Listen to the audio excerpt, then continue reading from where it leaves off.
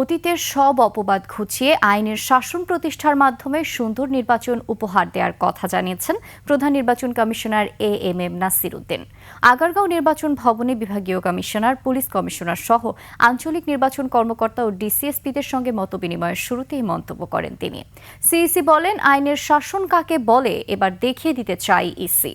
খারাপ নির্বাচনের অপবাদ ঘুচিয়ে দিতে আইনের শাসন নিশ্চিত করতে মাঠ প্রশাসনকে নির্দেশ দেন সিইসি। আইন সবার জন্য সমান, অপরাধ করলে কাউকে ছাড় না দেওয়ার কড়া নির্দেশনা দেন তিনি। জাতি একটি ক্রান্তিকাল পার করছে উল্লেখ করে প্রধান নির্বাচন কমিশনার বলেন, দেশের এই ক্রান্তিলগ্নে যে দায়িত্ব এসেছে তা পালনে ব্যর্থ হলে ভবিষ্যৎ প্রজন্মকে জবাব দেয়া যাবে না। বলা হচ্ছে আমরা সব যুগসাজশ করে একটা ম্যানেজড ইলেকশন করেছি। এই অপবাদ থেকে আমরা মুক্তি চাই, এই অপবাদ আমরা ঘোচাতে চাই। আমরা প্রমাণ করতে চাই যে আমরা সঠিক সুন্দর নির্বাচন করতে পারি এবং এটা একমাত্র আইনের শাসনের মাধ্যমেই সম্ভব, রুল অফ লর মাধ্যমেই সম্ভব।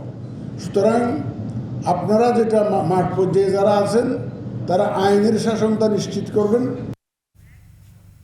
দর্শক, নির্বাচন কমিশনে আছেন সহকর্মী মানিক শিকদার, সরাসরি যুক্ত হচ্ছি তার সাথে। মানিক, সিইসি ইতিমধ্যে কথা বলেছেন, তো বৈঠক নিয়ে আপনার কাছে আর কি তথ্য আছে আমাদেরকে জানান।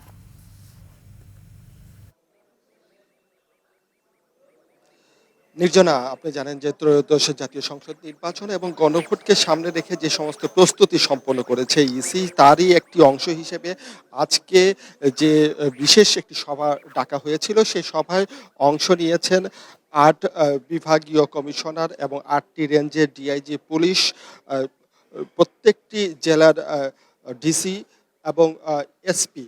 এছাড়াও মাঠ পর্যায়ে যে সমস্ত নির্বাচন কর্মকর্তারা আজ ছিলেন, তারাও কিন্তু আজকের এই সভায় অংশ নিয়েছিলেন। আজকের সভার বেশ কয়েকটি গুরুত্বপূর্ণ বিষয় আমি একটু তুলে ধরতে চাই, যেটা সাম্প্রতিক সময়ে যে নির্বাচনকে কেন্দ্র করে যে প্রস্তুতি নেওয়া হয়েছিল, তারই একটা অংশ বাধাগ্রস্ত হয়েছে বলে মনে করছেন নির্বাচন কমিশনাররা। এবং তারা যেটা বলছেন যে হাদির উপর যে ঘটনাটা ঘটলো, হাদি হত্যার ঘটনার কারণে নির্বাচন কমিশন যতটুকু এগিয়েছিল, অর্থাৎ মাঠ পর্যায়ে যে সমস্ত কাজগুলো এগিয়ে যাচ্ছিল, সেটা বেশ সন্তোষজনক ছিল এবং সেটা চাপা পড়ে গেছে আসলে একটি ঘটনার কারণে।